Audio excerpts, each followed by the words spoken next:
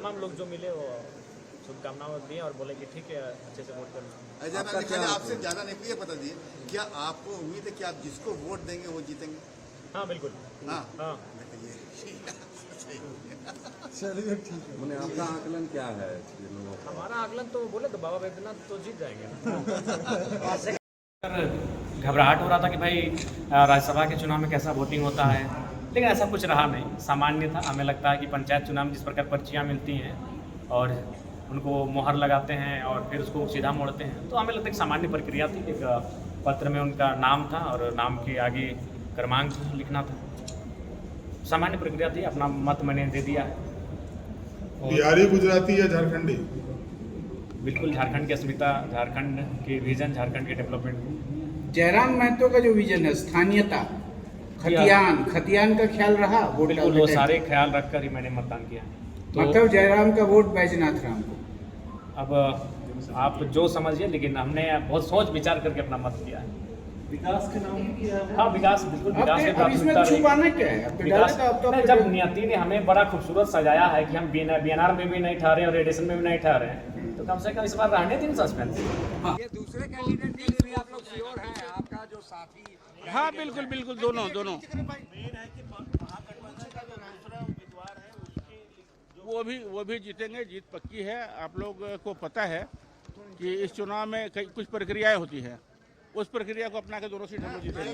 सबसे ज्यादा कॉन्फिडेंस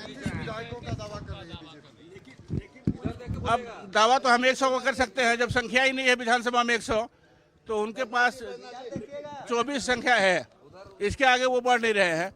अब पता नहीं कहाँ से कोई नया सदस्य संख्या बढ़ेगा, ये मुझे नहीं पता है। कुछ विधायक हॉस्पिटल में भी है? नहीं, ऐसी कोई बात नहीं। सारे लोग आएंगे और इंडिया गठबंधन दोनों प्रत्याशी की जीत सुनिश्चित है। अपना वोट जो है वो राज्यसभा चुनाव के लिए दे दिया है। जाहिर तौर पर 4 बजे तक का समय है। अब ऐसा नहीं है कि वोट प्रक्रिया पूरी हो जाने के बाद काउंटिंग तुरंत शुरू हो जाएगी। देखिए 4 बजे का समय है, 4 बजे के बाद ही काउंटिंग की प्रक्रिया शुरू होगी।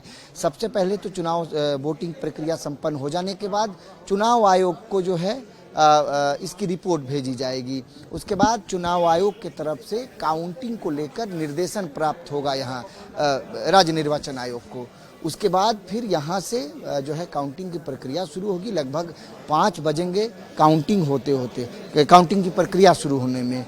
5 बजे से लेकर के 8 बजे के बीच जो है वो परिणाम आ सकता है। मुझे लगता है कि 8 से 9 के बीच जो है परिणाम आ जाना चाहिए और मुझे लगता है 8 बजे के बाद हम लोग इस विषय पर बातचीत करेंगे कि किसने बाजी मारी और दिल्ली का सफ़र जो है वो कौन तय कर रहा है। एक नाम तो तय है बैजनाथ राम का, लेकिन जो 2 नाम है यानी मुख्य लड़ाई जो परिमल नाथ और जो प्रणब झा है उनके बीच है। तो दिल्ली का रास्ता इन दोनों प्रत्याशियों में से कौन तय करेगा, ये देखना बहुत अहम